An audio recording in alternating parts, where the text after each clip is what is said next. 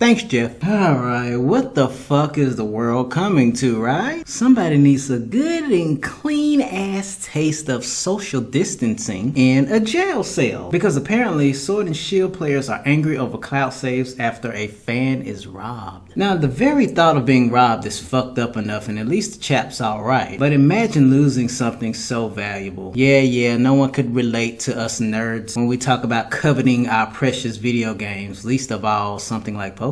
But this actually hits home, because a few years ago, thankfully I wasn't forcefully robbed, but I did have my shit stolen nonetheless. I remember leaving my 3DS case on the top of my car. It had my Pikachu new 3DS XL in it, and one of my 6th gen games filled with so many unique Pokemon, like many mystery gift events of the past, and even some dream world Pokemon, a lot of which that are hard for some reason to obtain with their hidden ability, like the Burmy line. What the fuck, Game Freak? But anyway, this dude lost 700 plus hours after allegedly being robbed in the London Underground. So naturally their story sparked a debate about 8th gen not having cloud saves. There is so much shit to say about this, so I'll try and keep it swift. I'll start by saying the demand for this shouldn't be anything new and shouldn't finally get traction now, because apparently someone had to get robbed in order for this to be a discussion and finally hopefully a reality. The same applies to Splatoon 2, but even Animal Crossing New Horizons has its own way of backing up your saves, I hear. And while I'm on this page, let's discuss Pokemon Bank, because this is where it all began concerning cloud saves of any kind for Pokemon games. Now this admittedly came 6 generations too late, but you really can't hold that against anyone considering the gaming platform Pokemon started out on. Pokemon Bank pretty much fills the void of save data concerning the most important aspects of any Pokemon game, your collection of Pokemon. And yes, I was admittedly one of the many that had to get used to paying $5 measly a year for the service. I'll digress by saying, if I'm gonna pay for anything, I really would like to get my usage out of it, no matter what the cost. Which is why I still, to this day, do not have a Nintendo Online subscription for my Switch. Because 10 times out of 10, I'm not gonna need anything other than the virtual console service attached to it, held hostage, and ultimately turned into a streaming service. That's not worth the fee monthly, quarterly, or annually to me. And do you know how many games I play that requires their paid online service? Well, that number corresponds to the same amount of VGC championships a certain someone has taken home in a 7-year span. Speaking of which, Dragapult is bad, ladies and gents. What the fuck are you looking at me for? It says so here. This is irrefutable evidence that explains why Dragapult is bad. A familiar link and site will be embedded in this video's description. Getting back to Pokemon Bank, at least it was functional. $5 a year? Yeah, sure, whatever. That's the most affordable thing yet, even though we had the ability, albeit archaically and much more slowly, to transfer Pokemon for free between generations of Pokemon games. The only gripe I still have with Pokemon Bank is the same gripe I have with Pokemon Home. And that is, why can we not store and transfer items the same way we can store and transfer Pokemon? It's a cloud service. There are hundreds of items just like there are hundreds of Pokemon. And even though maybe 100 of them are actually useful, competitively speaking of course, it's just the notion of having that option within a cloud. Pokemon Home suffers from the same problem. Yeah, Game Freak and friends are not utilizing a cloud service for what it's truly worth. And on top of that, charging more than 3 times the price of Pokemon Bank. Oh, and for some reason they felt that they should have 2 versions of the same thing, one for your mobile device and one for your Switch, when the mobile version is ultimately a read-only version. So what's the point in all of this? Well, at least you have storage options for all of your precious Pokemon. And let's take a second to look at this tedious bullshit that Pokebank requires for earlier generations of Pokemon games. Who has time to put up with all of this? Imagine trading a Pokemon all the way from a 3rd gen Pokemon game up to Sword and Shield. This is a lot of tedious rigmarole to go through, not to mention the resources and additional fees required to move that Pokemon or those Pokemon up to the current generations of Pokemon Pokemon games. So what happens when you find yourself in an unfortunate situation of being robbed and more than just your Pokemon are stolen from you? Game Freak, Nintendo, any words? Well, see, here's the thing. Shit for brains Nintendo offers save data cloud options for certain games. Now, I'm not pretending to understand the discussions that they have in the conference room over something so fucking trivial ultimately, but if people are paying for a Nintendo online subscription, then this is a feature that they're also paying for. So why cherry pick what they can back up and what they can't when they are paying for it? Oh, big surprise, people put a lot of heart and soul into their games. That's why we're gamers. Some titles, including Splatoon 2 and 1-2 Switch, are not compatible. Well, who gives a fuck about 1-2 Switch when that's nothing more than a tech demo that you should have included with this damn thing, when we're talking about hundreds of hours and precious data being vulnerable without the ability to back it up? Sony and Microsoft, are there any real exceptions to your rules for backing up save data? Not to mention the fact that save data is stored on the fucking hardware instead of the software where it originated. As if arbitrary stupidity couldn't be enough, they cherry pick which games are good enough to have their data backed up or not. Oh yeah, that's right. Here is the classic bullshit excuse that I can imagine that they'll use to explain why certain games like Pokemon aren't allowed to have their data backed up. Cheating, ladies and gents. For any of you Nintendo reps out there, anyone with this shit for brains summer child mentality, pull your head out of your immensely naive and dumb ass and wake the fuck up from that delusion of grandeur. Allow me to be cynical for a second like only I can. You can't stop people from cheating on their taxes. You can't stop people from cheating on their significant other. You can't stop little Jimmy from cheating on his homework and passing it around for the rest of the class to do the same. So before and after gaming, and this is still a thing, what makes you think you can stop and even slow down cheating in video games? And do you really give a shit about the integrity of a game? And does it really matter more than, say, this unfortunate chap getting robbed and losing his entire dedication to something that was stolen from him? Here's another news flash. A while back when this was more mainstream, do you know how many emulators and ROMs you can download of all kinds of games from Nintendo, Sony, Microsoft, anyone, and not just on your PC? That's still a thing today, just not nearly as mainstream considering the crackdowns as of late. Remember Emu Paradise? I can imagine this being the only excuse for depriving people of the ability to back up their save data. Because if they really want a lesson in integrity, they wouldn't allow save data to be arbitrarily stored on hardware instead of the software it came from, like the days of old. Because remember, if it ain't broke, don't fix it, right? And integrity is the very definition of save data clouds. So I'm not surprised to hear about something like this, because this has always been a problem. They focus so much of their misunderstanding of integrity into bullshit like trying to halt or slow down cheating, while people are straight up having their shit stolen from them after putting so much blood, sweat, and tears into it. I just said in my previous video that if Game Freak has trouble with anything, it's keeping up with the times. That applies to all of these shit for brains summer child mentality motherfuckers. This was a problem when games started getting more and more delicate, demanding more and more time from the gamer. Hell, for all you know, some asshole could just come by and wipe your save data just because they're an asshole. Oh, but because we have to aimlessly worry about slowing down and stopping cheating, we didn't learn the true definition of integrity and allowed you to back the damn data up through a still currently underutilized save